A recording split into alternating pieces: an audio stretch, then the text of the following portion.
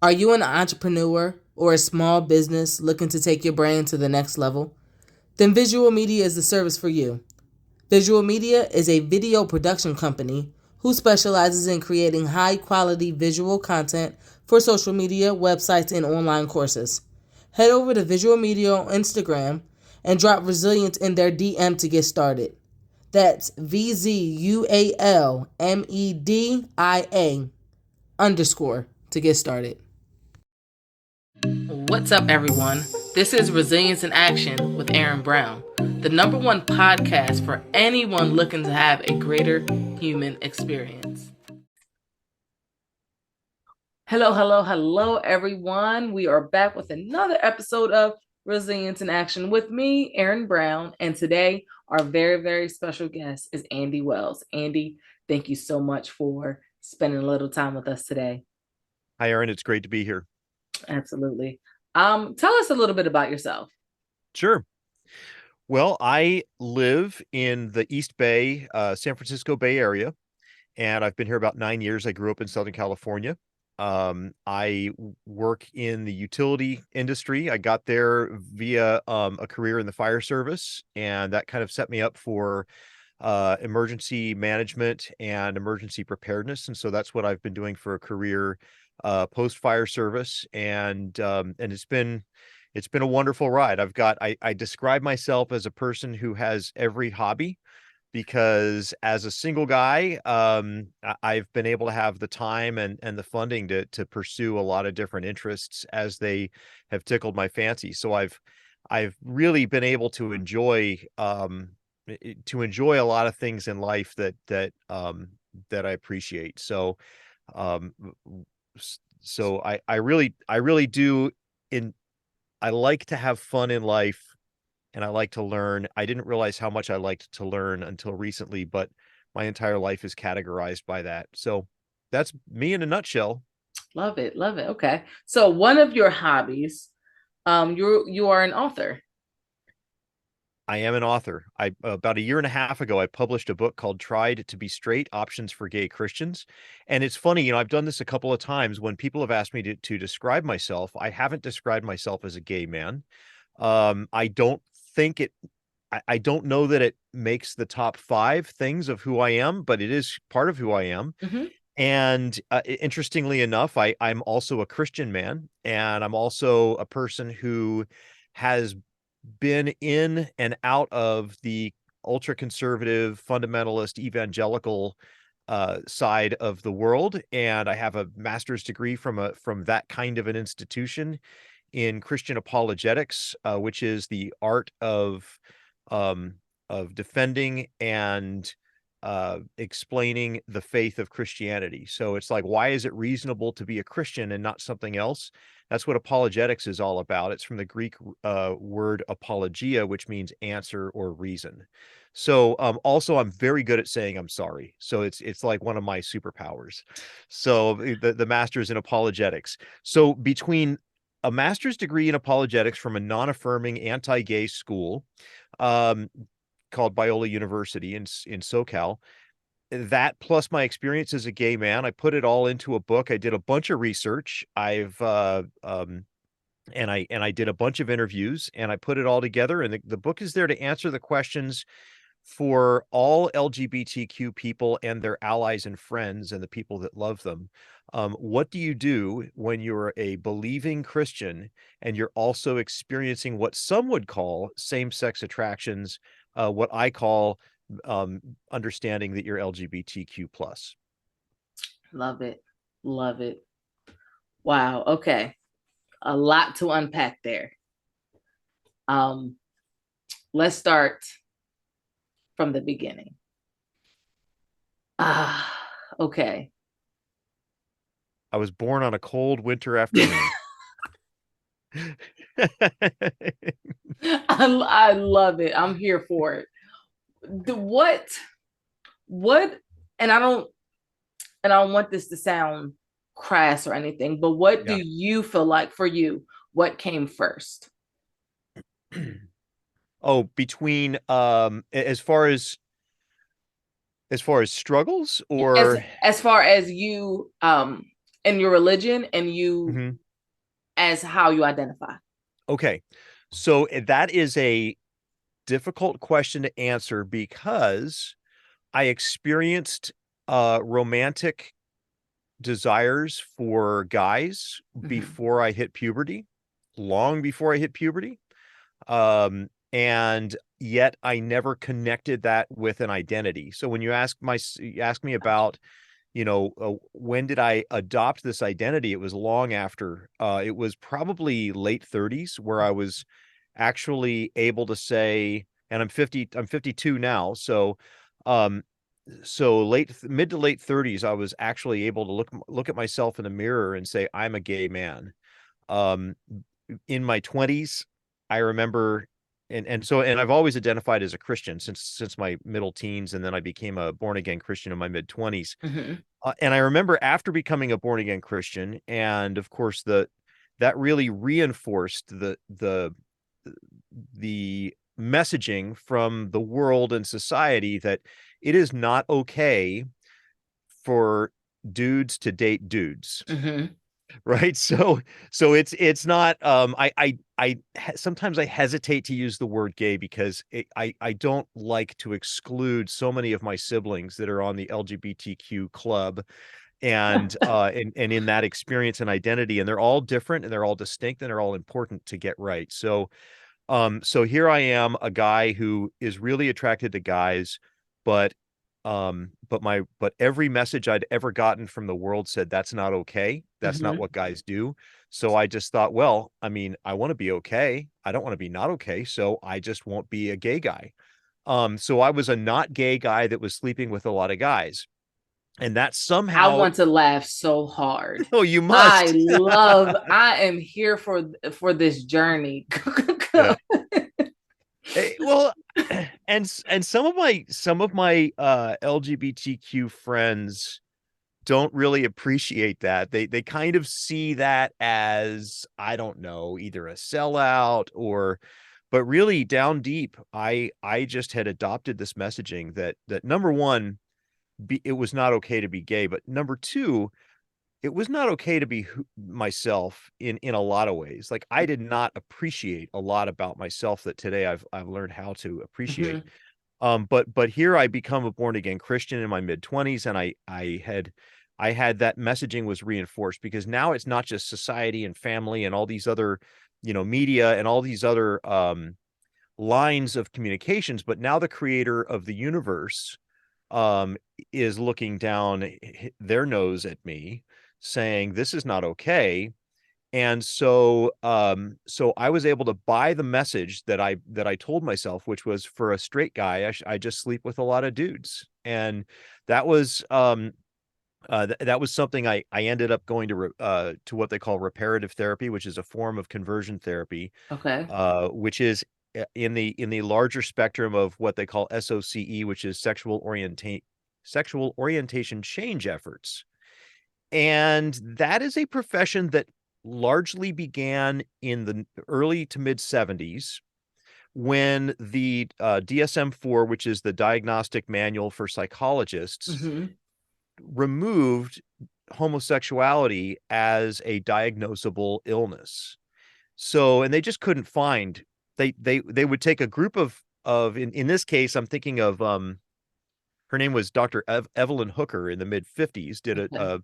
did one of these inkblot studies, and they took a group of very, very gay men, which was hard to find in the mid 50s, but they found, these are people that are really gay. Like they cannot sleep with women because they are gay men. And they took a group of randos, just normal straight guys, right, that aren't gay, and they gave them all the psychological batteries of tests that they had available to them at the time.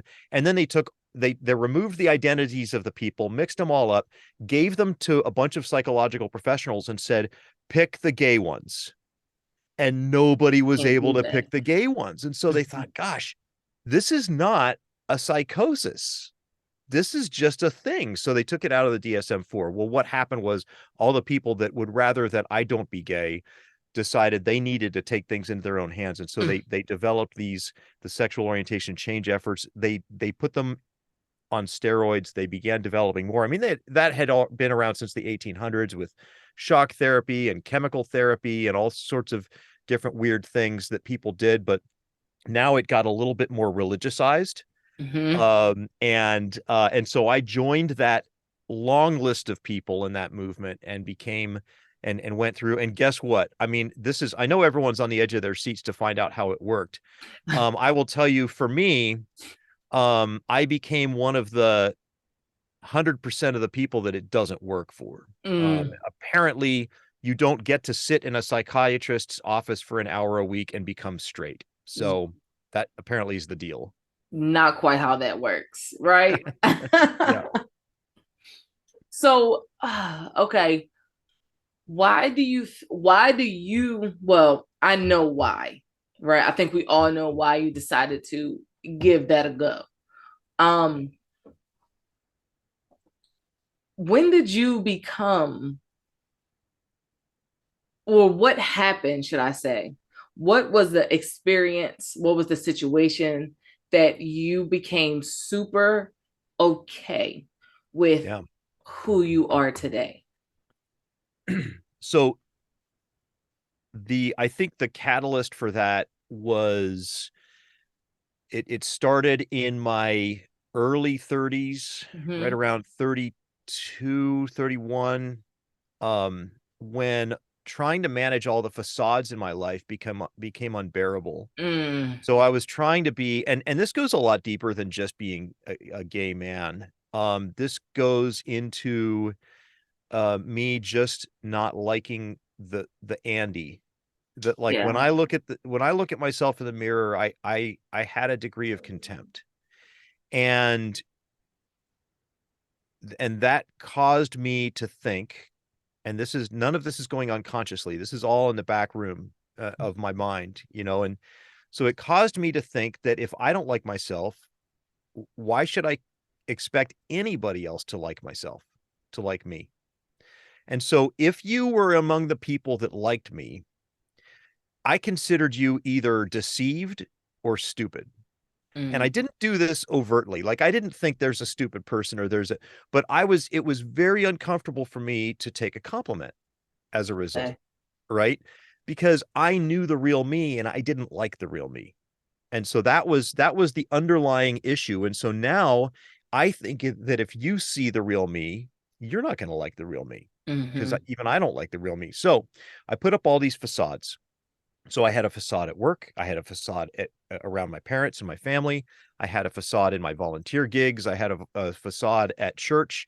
And the only time I could really let it all out was when I would go down and hang out in Long Beach. I was living in LA at the time. So I'd down and live and hang out with my friends, my gay friends in Long Beach, and I could be myself and do my thing.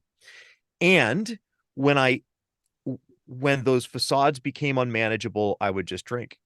And I drank Mm. and I drank and I drank, and pretty soon I found myself in getting sober and getting into a recovery program. And one of the things I learned as a result was, um well, you're not straight, and if you can't figure out what to do with that, you're going to end up drinking again. And to Mm. me, there was nothing I wouldn't do to avoid drinking again. Mm. And so it became survival. So I'm looking at, okay, I get it that the Bible says things, and I get it that my church pastor says things, but if I don't get on top of this and accept myself, I'm going to die. So I'll figure out the things later, and I'm going to just figure out how and what to do to accept myself for who I am. And I really didn't realize just how much I hated myself until about 6 years into this Mm-hmm. recovery program. Um, but uh, but that was the catalyst. It was just a matter of, you talk a lot about resilience, and I wish I could come in here and say that, I was able to be resilient. I don't feel like I was resilient. I felt like I was hanging on by a thread and fighting for my life. I don't feel like, so I know that some people are going to say, well, yeah, that's resilience. But to me, like, that's not like this stalwart strong guy. This is the guy who's like, I'm gonna make decisions to keep myself alive because I need to, and then I'll figure out the consequences. And so Yeah. I really think and then a few years into this, I came face to face with the fact that wow, really in the underlying cause of this whole thing is I don't like myself. And I was able to start learning, even from a religious standpoint and a faith standpoint. Today, I'm able to see the things that God appreciates about me. Mm-hmm. So to me, that's my key is to be able to understand what there is about me that is likable. Um, and and that's where I'm at today. Gotcha. Love it. Okay. Wow. Andy, Andy, Andy, Andy. Okay. All right. What or who?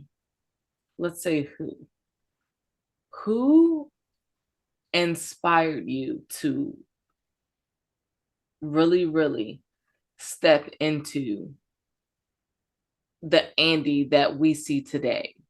Who was it? Was it you? Was it someone else? Who gave you permission to step into the Andy Wells that I'm speaking with right now? Yeah. I think the first person that comes to mind is the guy that told me that I've got to I've got to become okay with myself as not straight. Mm-hmm. And what he told me was, after we'd had this long conversation and I had come out to him in a very roundabout way because I was very uncomfortable with that.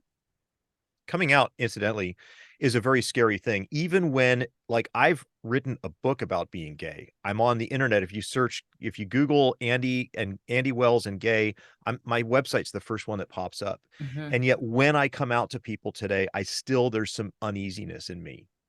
Yeah. And I live close to what I call the gay mecca, this is San Francisco, which Say other San cities would Francisco. argue, right? Other cities would Yeah. argue that no, no, no, we're the gay mecca.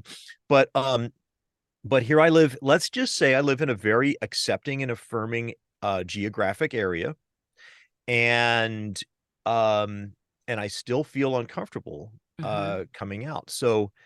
Um, so here I was talking to this middle-aged, straight, suburban house dad, and he's telling me, "Look, you've got to figure this out." And I remember a few months later, uh, when I had shared all these things about my sexuality with him, I was convinced that that he would want to run for the hills, that Mm-hmm. he would never want to talk to me again. That the only reason he was still being friendly to me was that um, was that uh, he had to as part of his recovery program.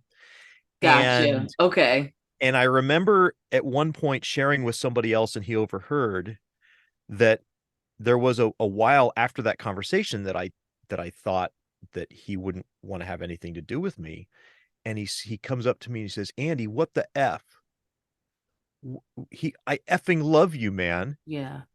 And so here's the first guy who I've really told every last little detail of the nooks and crannies of myself that I don't like. Mm-hmm. Every little detail, not just a couple, not just one side of it, not just the side that I think he'll be okay with, but every single little side. And rather than running for the hills, it's 16 years later, we're still friends. Um, and so that was Hey, hey, hey. Did you know I wrote a book? It's called The Value Method: 5 Steps to Unlocking Your Greatest Potential. And in it, I share just that: 5 wildly easy, actionable steps that will set you up to have a greater human experience daily. I've included interactive worksheets and small assignments at the end of each chapter. You're literally creating a living blueprint of your best life. Be sure to check out the show notes for the link to purchase your copy and a copy for a friend. the first of many experiences that I had, but probably the most thorough one that said, "Man, it's okay to be you." It's Yeah. okay to be yourself. It's okay to be honest about the stuff that you wish was different about yourself, even, you Yeah. know, and it's okay to own that and embrace it, and you're going to be okay. Gotcha. Gotcha. Now, do you wish you were straight? No, not anymore. Used to, Yeah. but I look at I look at many of the aspects of me that make me myself, Mm-hmm. and I think about it. What if I was straight? What if I knew I was gay and was able to accept myself when I was 16? Neither of those scenarios are appealing to me, Mm-hmm. because the person that I am is able to reach out and help other people because of my unique background and my life experiences and what happened to me. It all has helped me become the person that I am today. So I don't regret. There's only one thing that I would go back and whisper in my ear, and that's kind of like that Forrest Gump thing, buy Apple, buy stock in Apple. Other than that, other than that, I think with a couple extra $1 million, I could really have some fun. But but even that, I mean, um what would my life look like had I not encountered the struggles? If I had been able to buy my way out of the struggles, if I Mm-hmm. didn't care about the career that I was trying to hold on to, um, what would be, and so there was a time that I would have, given my left arm to be straight, Yeah. but today, I consider my gayness, my queerness, um, as a gift from God rather than a yoke around my neck. Mm-hmm. And there's rejoicing in that. Yeah. It's beautiful. And I know you said earlier, coming out is scary. And even, when I came out to my mom, she had already, apparently everybody knew except me. And maybe I did know subconsciously. I just didn't know. I wasn't ready to know, or I Yeah. didn't want to label it. Hmm. But I'm just like, yeah, mom, I have to tell you something. And she's just like, oh yeah, baby, I already knew. I was just waiting for you to tell me. All You right. know, there's in my book, I wrote a chapter on coming out and how that's it. And if I were to write it again, I would call it the spiritual discipline of coming out, Mm-hmm. because it is a spiritual discipline. Number one, it's a sacrifice, Mm-hmm. um, because you're taking a risk and you're doing something scary. And I see on the board behind you, it says, "Be brave enough to live your truth."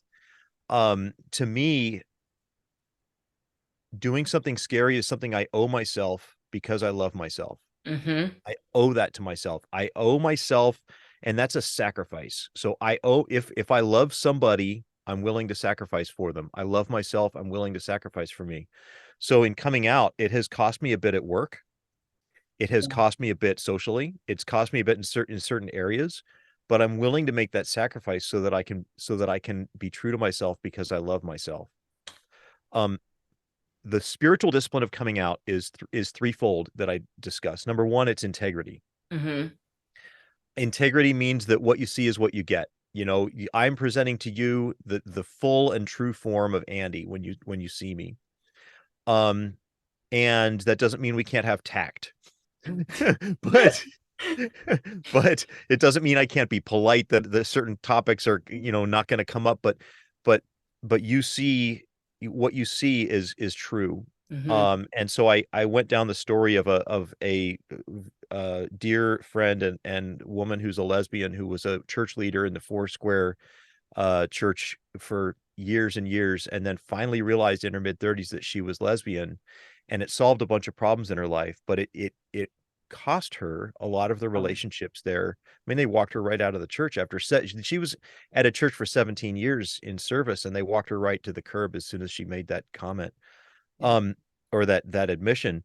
Um, and really a realization, as soon as she had that realization, she came out. That's why I think integrity on her part, that's a great example of integrity. Mm-hmm. Um, then another one is the gospel.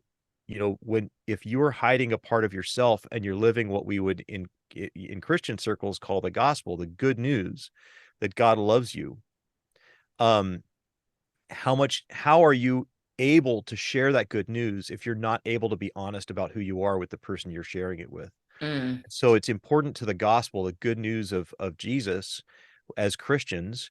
And then the last one for me, and then I told my priest's coming out story, which is kind of fun. How he ended up Interesting. ended up holding hands with his boyfriend in front of his home on the front page of the Houston Chronicle, as Houston, in Texas. Houston, Texas. Yeah, that's where he was an Episcopal priest at the time. So that was his story, and then my story, I talk about coming out as an act of love. And the way I came out to my parents was I sat them down in my living room, and I told them, and the way I told them was this. I said, I love you, and I know that you love me. I absolutely know that you love me. And I am not attracted to women. I'm attracted to guys. And I was 40 years old at this point. Okay. Yeah. So I felt like I owed them an explanation of why am I telling you this at 40 instead of 20? Hmm. And so what I told them was the reason that I didn't tell you had nothing to do with whether you love me. I know you love me. I know you would love me despite anything I tell you this evening. I had to get it. I had to be okay with myself, and Mm. I wasn't. And that's why I'm telling you at 40 and not at 20, Yeah. because the problem was completely internal. And so I used it as an opportunity to express to the people around me how much I love them and how much I appreciate them in my life. How And did your parents take it? they took it well. My dad made a comment that I don't think he was sincere about, which was he said, if this had come 20 years earlier, it would have gone over like a lead balloon. I don't believe him. Hmm. He We joined an affirming church when I was a kid. I left that church to go and be an evangelical. But Hmm. the church we were a member of in Pasadena was performing same-sex wedding ceremonies in the mid 70s. Wow. Yeah. They were and my dad's always been very proud Yeah. of going to an affirming church that's inclusive. And in fact, they chose that church after moving to California from Philadelphia, because not everybody there looked like us. Mm. And I that was love the important to my diversity. mom. Yeah. Really important to my mom. And they were a very activist in their expression of that diversity. So anyway, so I don't believe my dad when he said that, but it went over well. It didn't we didn't talk much about it after that. Yeah. But it went over well. And I've had no issues. I didn't expect to have any issues with my parents. Yeah. Like I said, I knew I was being honest. The problem was within me. It wasn't within my parents. Yeah. Yeah. Let's talk about, you said you left the more affirming church Yep. to go a different route. Yep. Why were you drawn that way? What do you think it was that drew you to make that decision? Again, it was a time of crisis in my life. And I had applied for a position as a volunteer at the sheriff's department. Hmm. It involved a background investigation. In the background investigation, they asked a bunch of questions, which I was honest about. And in my early 20s, I had gone to see a bunch of prostitutes. And apparently, they don't like people who enforce the law to also be breaking the law. Give up. So, so you know, it was very hard for me though, because we have so much shame and around sex in our culture, right? So, Hmm. so that one, I mean, I almost would have rather, there's a few things that I would rather not have to admit than Yeah. going to see prostitutes in my early 20s, at least at the time. I mean, now obviously it's not really that hard to talk about, but um, I'm but things like, I don't know, smoking marijuana would have been easier to explain, I think. But Hmm. so I was ashamed. I was I was hit in the gut because I thought, I want a career in public safety and public service, and I've just failed a background investigation that could keep me out of that. And the cat's out of the bag, and I can't go back and decide to lie about it now because the cat's out of the bag. Yeah. So a friend of mine was a really over the top born again Christian, had always been very vocal about it. This guy and I, we had so much in common. It wasn't even funny. I mean, it was like, okay, he was 20 years older than me, still is. Uh, his dad was in the fire service. My family's in the fire service. He was a cop. I was looking at that as an option for my career. We both played trumpet in high school. We were both drum majors of our high school bands. We went to high school right next to each other, right in neighboring high schools. Um, we both worked at the same Boy Scout camp on Hmm. staff. We both his birthday was on my the same day as my brother's birthday. Wow. So He it was just, it felt it like it was was like meant to be. Yeah. yeah, it was like we had a lot to talk about. He had been in my mom was a parent education teacher at the local community college, and this guy and his wife had been in that participants in my mom's class. So they loved my mom and my mom loved them. And so it was and I had met this guy when I was running the scout camp. He brought a troop, a Boy Scout troop over Hmm. and that his nephew was in. So that's how we got to know each other. And so when the fit was hitting the shan, as one of my favorite people I will love that. say, I called this guy and he picked me up in his detective car and we went down to the Rose Bowl and sat and talked. And he talked to me about what it was like to trust Jesus for every decision you'll ever have to make, and trust God to see you through everything. And that was exactly what I needed. Hmm. And so then once I had accepted God in a real personal way, um and not in a way that was just limited to ritual, which Hmm. I felt like the Episcopal church I was raised in was limited, that was limited to ritual. Um and that's not an accurate way to describe them, but that's the way I felt like. Gotcha. So I went across the freeway to a conservative church that was non-affirming. I didn't consider myself gay at the time because gay is bad and I don't want to be bad. Hmm. So so so I ended up in an environment and I ended up thriving and doing very well there. Yeah. That's where I went and got my degree after that, and so I wanted to be part of the team, and so I towed the line, and I legitimately at the time I legitimately did not want to be gay. Mm. That's how I ended up in a non-affirming environment. So do you believe that some people are born gay? Do you believe that it is 110% a choice? Or is it complicated? Yeah. Because it's definitely complicated. So rather than giving you a direct answer to that question, I'm going to tell Hmm. you a story. The guy that wrote the foreword to my book, his name's Mike Rosebush, and he was I met him doing some writing on medium.com, Hmm. and he also does writing on medium.com. And Mike was involved in Exodus International, which is the largest was the largest organized ex-gay movement in the Christian church, and it folded in 2012, I think, around 2012, Hmm. because the current president of the then current president of Exodus said it had never worked for anybody and never would, and so um and so they closed their doors with an apology. And this guy basically sealed his fate with all of those organizations, both secular and religious, when he went to a conference and he was going to talk about his new, because he's a PhD in counseling. So he was going to talk about his new program on how to counsel people who were dealing with what they called same-sex attractions. And he got up and he said, look, all these people are packed into the room to see what great things he was doing with the people he was counseling. And he said, well, we need to get two facts on the table before we go into my techniques. Fact number one, I'm assuming we all know that we can all agree that nobody knows what makes somebody homosexual. Hmm. Let's just agree on that. Well, that went over like a fart in church, because because everybody in that room believed that somebody is not straight because they had a strained relationship with a parental figure. Mm. That's So what there they all had to be believed. some type of broken link somewhere to Exactly. cause such a okay.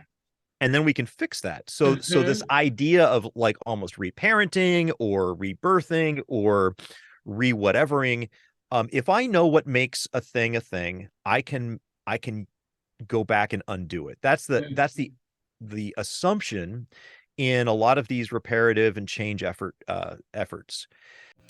Hey, hey, hey. If you're enjoying this content, do not forget to rate and review. Wherever you're listening to this podcast, be sure to rate and review. It helps us reach more people in more ways. Now, let's get back to some resilience. So he said that didn't go over well. And the next thing he said was, and we know that conversion therapy doesn't work and that it doesn't make anybody straight. And so that was when he basically 1-2 punched himself right out of that entire industry Yeah. because Yeah. he lost his position at Focus on the Family. He was a vice president at Focus on the Family, which was one of the most politically powerful Christian organizations in the world. Mm-hmm. And I mean, other than the Catholic Church, probably the most uh, politically powerful, especially in the 90s when Mike was a part of them. And Mike is gay. Mike didn't realize he was gay until his mid 30s. He was an Air Force officer. He was a fighter pilot in the Air Force and an Air Force Academy graduate. And he had a wife and kids. And he loved his wife and he loved his kids. And he still does. He's a widower, and now he's married to a guy because Yeah. his wife passed away. And he remained faithful to her through his entire relationship, through the Mm-hmm. ups and downs of all of that. But basically, yeah, we don't know what makes people gay. LGBTQ, we don't know what the quote unquote cause is. Mm-hmm. I can't tell you if somebody is born gay, straight, LGBTQ, any of the various ways that we manifest our identities and our orientations. And gender identity is completely different from sexual orientation. And Mm-hmm. as just a way to shout out to my gender queer and trans and non-binary friends and siblings, I'm not going to conflate one and the other, but we just don't know. And Yeah. is it really that important? I don't think it is. I think if you are brave enough to live in your truth, then Yeah. that should be all that matters. Yep. Your relationship with whoever you have a relationship with is something that you have to navigate, you know. Um,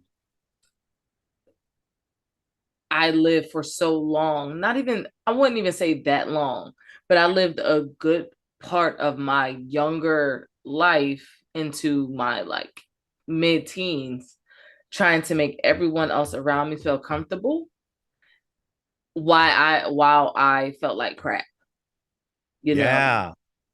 That And sucked, didn't it? that's something that it seems like I'm so excited for where we are now. Um, because we're raising the youth and the young people to really to love who they are, you Yeah. know, and show up authentically. I wasn't necessarily afforded that opportunity. And I think as we grow as a society, we start to see more of that.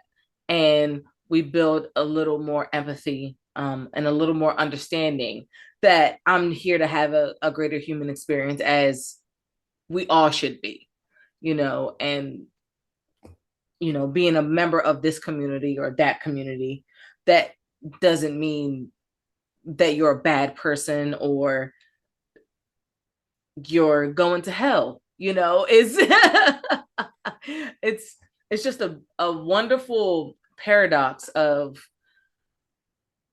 being okay with Yeah. who you are. So the idea, one of the challenges I think LGBTQ people have been overcoming over the last Mm-hmm. couple decades, and Harvey Milk started this idea and Harvey Milk said, If if all the gay people were to come out right now, there would be no homophobia, because you'd realize that your friend Bill and your Aunt Betty and your friend, and all these people in your life who you have great respect for and great love for, and they love you back. Well, they're LGBTQ and Mm-hmm. they're not monsters. Yeah. But in the 60s and the 50s and the 70s, these people were painted as monsters and Mm-hmm. nobody had any evidence to the contrary. So we lived in constant fear. And in fact, gay men were painted as portrayed as pedophiles. Mm-hmm. And newsflash, guys, I after having worked for several years in the Boy Scouts, I will tell you this: you do not need to worry about gay men and your kids as much as you need to worry about straight men with your kids. I'm I mean, glad it that just you I'm glad that you touched on that, because I remember several years ago when there was a big to do about non-gendered restrooms. yeah, And everybody said, guys are gonna dress up as women so they can go in a bathroom with our little girls. But you're negating the fact that they've been in the restrooms with your little boys this entire time. yep, You know, yeah. so You're absolutely right. And it's not to say that there's not some, what do they call it when you have a diagnosable issue? There's not some issues in the gay community, and mm-hmm. not some things that I would look at and go, yeah, that's one of the aspects I could do without. Sure, of course. But when but in the Bible, it's very it there's places in the Bible that people use to characterize LGBTQ people. And when you read the description, you have to think, and for all of you Bible thumpers out there, I'm thinking Romans 1:26 through 32. Um, and when you read the list of the things that you think that applies to LGBTQ people, I would challenge you to find anybody in your life that meets one of those things Mm-hmm. versus any of those things. And one of those things in that list is that they deserve death. And are you really willing to say, you know, that's the truth that you want to live today? I look at the contributions that LGBTQ people have made to our society, and I don't see the things in that list in most people that I know in general, let alone LGBTQ people. Mm-hmm. So now that you know, that all these people that don't meet up with that list in the Bible, I'm not saying the Bible's wrong. I'm saying the interpretation of the Bible and the application of the Bible in that particular area is incorrect. So we have a faulty translation and poor interpretation that lead us to this conclusion about somebody's identity as an LGBTQ person, and that causes a lot of problems. And let me bring this home. The Trevor Project, I think it was the Trevor Project that did a study a couple years ago. They found that if an LGBTQ youth has no one in their family that is supportive of them in that identity, they are 8 times more likely to attempt self-harm. Now think about it, attempt it, than an LGBTQ youth who does not who has at least one affirming supportive adult in their life. Mm-hmm. 8 times. So my message to people who are parents and friends: show your support and let somebody else tell your kid they're going to hell. You may believe it. Let someone else communicate that. Save your kid's life, and because they can't choose Jesus in 10 years if they're not around. Mm-hmm. So 8 times, guys, it's just a number. It's a number that says that if I'm a parent and my kid comes to me and says, Dad, Mom, I want to share with you about myself, recognize how scary it was for them to come to that conversation, Mm-hmm. especially with you and your beliefs, and they know your beliefs. Mm-hmm. Um, And there are two things you say. I'm going to make this really easy for everybody. You only need to say two things. Thing number one is, thank you for trusting me enough to share this with me.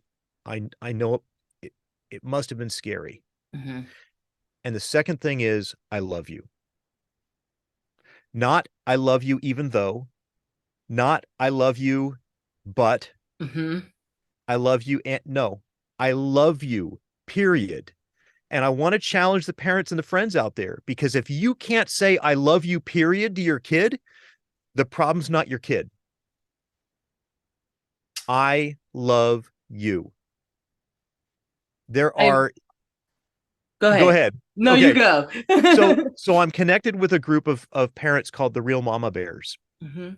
The Real Mama Bears is 35,000 moms sharing their stories with each other. It was started by a woman who didn't have the words when her son came out the way that she does today. And she has spent the rest of her adult life making up for that. And she founded this group called the Real Mama Bears. Another mom, and that was Liz Dyer. And so that's realmamabears.org if you want to go there. A lot of Christian moms in that group, not a Christian organization per se. It's a support organization. And then the other organization that kind of came out of that in concert was started by Sarah Cunningham, called Free Mom Hugs. And together what they do, and now Free Mom Hugs is over 10,000 moms. Yeah. And they now, out of that, Free Dad Hugs, and they go to like pride festivals and they Mm-hmm. and give hugs. They do stand-ins at weddings. If your parents aren't going to be there, we'll stand in for them. We're not going to take their place. We'll stand in. And the minute they say we're coming, we're going to step out. Mm-hmm. But this idea that of making the world a better place for LGBTQ people to feel welcome and loved, because Sarah didn't react well when her son came out, and she's had a lot to work through as a result of that.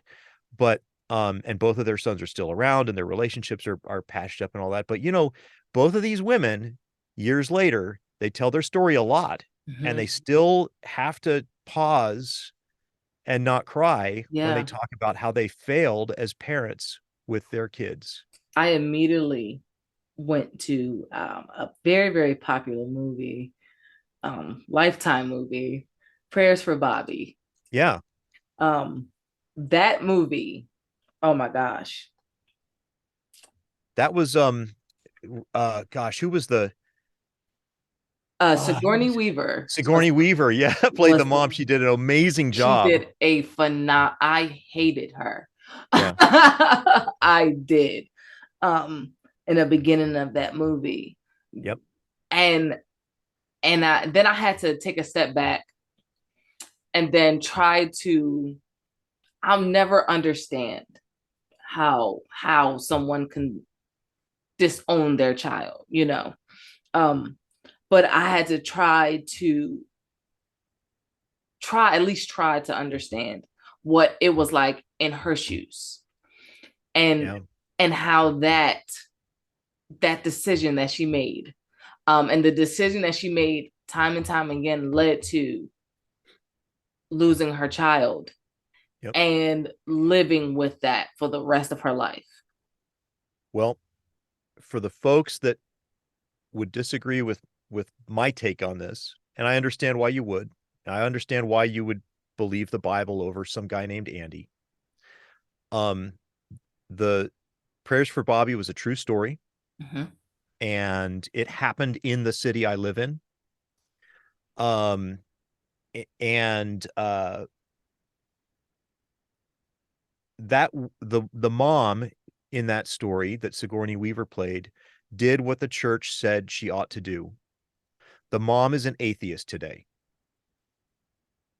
So one of my professors at Biola, extremely sharp man, J.P. Moreland, has written a lot of books on philosophy of religion and just a big contributor to the world of thought Mm-hmm. as it pertains to Christianity. He made a statement: if you're not a Christian, then why don't you try it for a year? don't you just try being a Christian for a year? If it doesn't work, if your life doesn't get better, you can always just quit. And so this idea, and I contacted him when I was writing my book, because I just wanted to make sure that I was getting it right. I Yeah. wanted to make sure he would stand behind that. And he did. And I said, look, so what you're saying is, if it's true, it ought to work. Now, this Mm-hmm. different from saying, look, it works, so the claims it makes ought to be true. Mm-hmm. That's different. But if it's true, it ought to work. Well, Christianity's approach to being gay, LGBTQ, doesn't work. And so the approach is not based on truth, basically, is my point.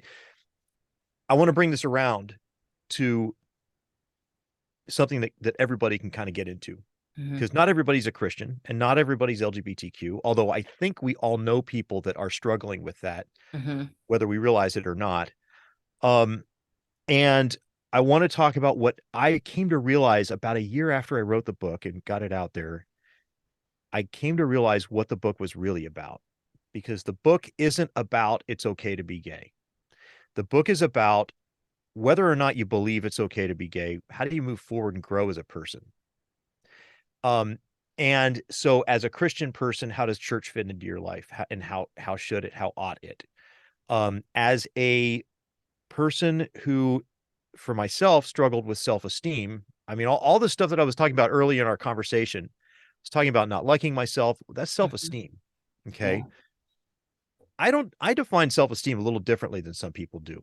This idea of self-value and self-worth, to me, some of what I consider an unfortunate reality of the self-esteem movement, um, is that everybody gets a trophy. To Mm. me, somebody with high self-esteem doesn't need a trophy. If I am comfortable with my self-worth and myself as a person, I don't need the recognition that I'm a good and valuable person. I know it already. Mm-hmm. I can let you win and not feel bad about it. Yeah. And that's huge. So how do I get there? Funny thing, um, I learned you esteem others. You Mm-hmm. allow other people to be more important than yourself, and you go and you serve, and you become a contributor. Rather than being a king of the hill, you just become a contributor. You Yeah. become the person that's willing to sweep the floors if that's what needs to be done that day, and you don't look for recognition in those areas. And so, when I started, it revolutionized the way I looked at things like giving. At my Mm-hmm. church, I would walk in the door and just look up at the lights would be on. Wow, okay, I helped keep the lights on here. Yeah. Pretty simple, right? I'm not the savior of the church. That position's been taken. So, uh, so my encouragement to people is, get there's an issue in your life that there might be an issue in your life that's keeping you from figuring out where you can contribute to the world around you. Yeah. And you figure, I've got to get over this hill first, and then I can do the thing that I was meant to do. I say, forget it. Forget the thing that you need to get over before you can go out and be a contributor to society. Just go start contributing. Everything else will fall into place. Mm. I love that. Just go That's my out. message. Just go out. Just go do. Yeah. Then when you look at yourself in the mirror and the voices, if your head is anything like mine, and it might not be, that's great. But sometimes the voices say, Andy, you suck. Okay. And I can look in the mirror and go, nope, you know what? I have it on good authority. I have a list of things of why I don't suck. Mm-hmm. So yeah, I got some issues, and here they are. And I'm okay with those issues. But here's the things that aren't issues, that are plus points, Yeah. that are assets for the world, not just for me, but for the world around me. That the world's a better place because I showed up as Andy today.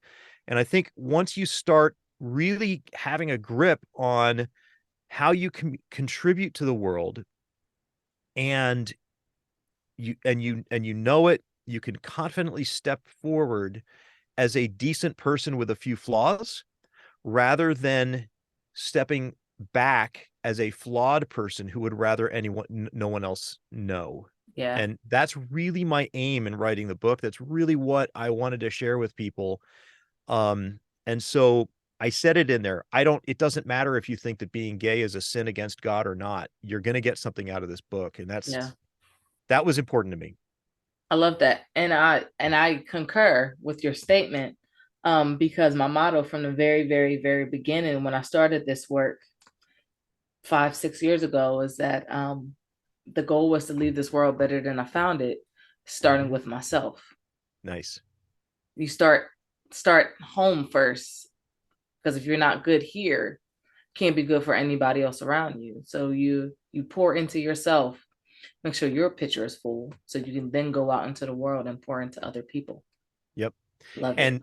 and so think about that, because I'm thinking Yes, yes to and that, not right? this or. How I fill my pitcher. So now there's different ways to fill the pitcher, right? But the way I fill the pitcher is going out into the world and serving others. Mm-hmm. That's how I fill my pitcher. And then I'm able to, and so it's this cycle. And if you take anything out of the cycle doesn't work. Mm-hmm. So if I'm not out in the world contributing, I'm not going to be a whole person. Yeah. I feel you So on that one. Absolutely. I feel like my service is what I am supposed to be doing. Like that is my calling, to yeah. be of service and to spread kindness, to be a change agent. So absolutely. Andy, how can we find you on social media, on the internet? So on the internet, you can find me by going to triedtobestraight.com. And if you forget that and you can remember my name, all you have to do is Google Andy Wells and a gay, and it'll pop right up there. Gotcha. On YouTube, I have a channel that I try to get stuff on the YouTube, but it's, Yeah. I'm not a super duper content creator, but I've got a few shorts on there that are kind of fun. Mhm. And so that's Tried to Be Straight, the name of my channel on YouTube. Instagram, same thing, Tried to Be Straight, one word.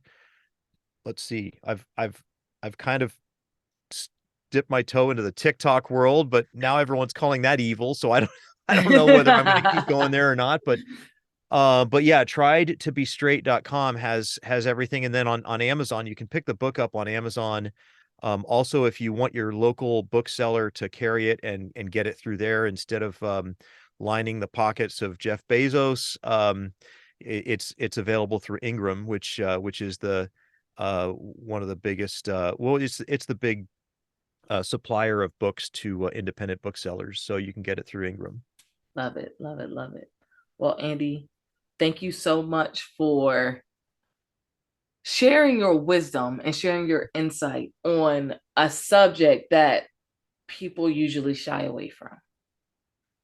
You've been able to show up authentically and speak on your life experiences and what you know to be true, and that is commendable within itself. I acknowledge your journey and what it took for you to get here. And I look forward to seeing what the future has in store for you. Thanks, Erin. It's been great. This has been a fantastic conversation, and I look forward to our next one. Absolutely. Before I let you go, I have one final question. You ready? Sure. Yes. What does resilience, I know we talked about it a little bit, but what does resilience mean to you? Resilience is taking the next indicated step to ensure that you get through the day. Whatever that step is. So it's not getting to the top of the mountain. It's taking a step toward the top of the mountain. Minute by minute. Minute by minute, step by step, one step at a time. That is resilience. And you get knocked down and you take a step back. You start going. And that, to me, that's resilience. Love it. Love it. Literally resilience in action. It's the doing. I love it. Andy, thank you so much. Thanks for tuning into this week's episode. If you enjoyed it, be sure to rate and review. And remember, resilience in action will always lead to a greater human experience.